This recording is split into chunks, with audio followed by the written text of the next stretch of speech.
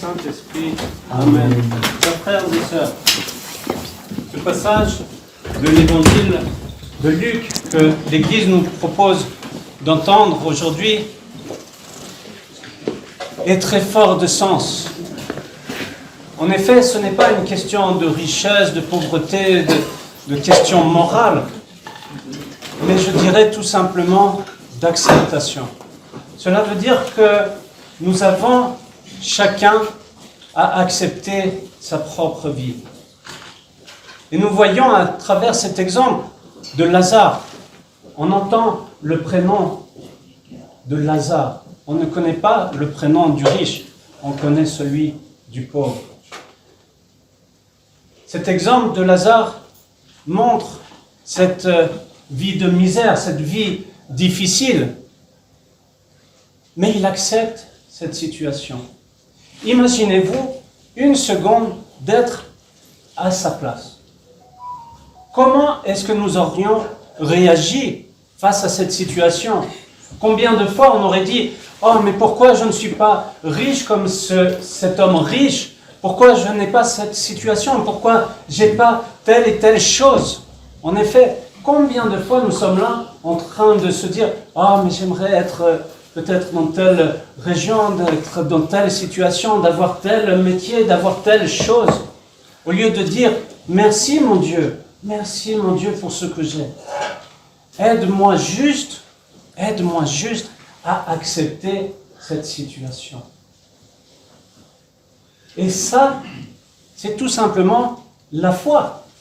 Avoir la foi que chaque chose que je reçois, chaque chose qui m'est envoyée, chaque situation dans ma vie qui m'est donnée est une possibilité de lui laisser cette place, de lui donner cette place dans ma vie et d'accepter et de lui dire merci, de lui rendre grâce. Et c'est pour cela que nous célébrons chaque fois la liturgie. C'est un moment, l'Eucharistie, c'est remercier Dieu. Nous avons à remercier Dieu. Et si nous avons cet esprit qui est tourné dans cette direction, dans la direction de Dieu, d'être dans cet esprit, cette vie de rendre grâce pour tout, alors vous verrez que chaque chose sera plus facile.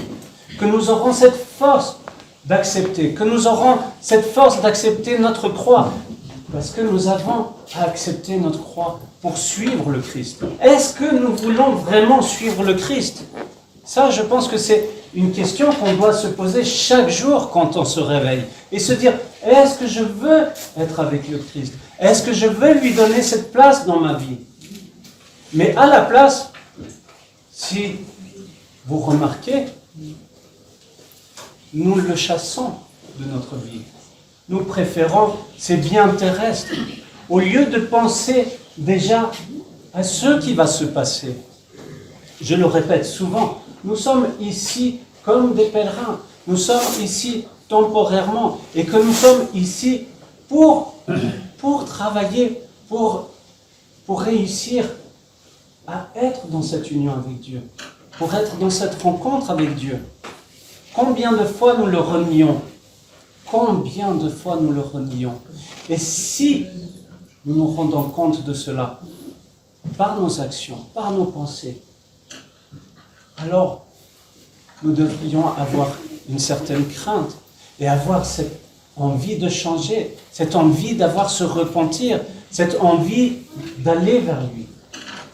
Parce que si nous n'avons pas cette envie-là, je ne dis pas seulement le dimanche, mais tous les jours, si nous n'avons pas cet esprit-là, comment voulez-vous que Dieu lui-même nous accueille au royaume éternel? Nous avons à faire cet effort. Ça ne tombe pas du ciel. C'est toujours une rencontre.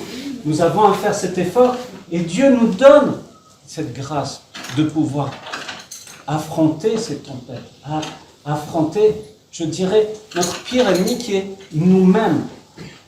Nous-mêmes, nous sommes notre propre ennemi. En effet, nous avons cette liberté.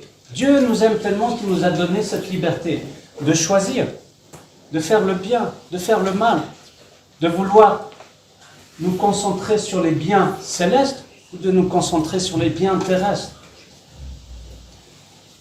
Alors, chers frères et sœurs, prenons ce courage, prenons cette envie Ce n'est pas une question de « Oh non, encore faire des efforts ». Si nous avons cet esprit-là, ça ne sert absolument à rien. C'est plutôt de se réjouir, de se dire « Je fais cet effort pour, d'une certaine façon, plaire à Dieu, pour lui rendre grâce ». Alors, ayez cette joie, ayez cette envie, ayez cette soif d'aller toujours vers un Dieu, d'aller pour Dieu et de vivre pour Dieu, afin que, comme ce juste Lazare, nous puissions nous réjouir des biens éternels. Amen.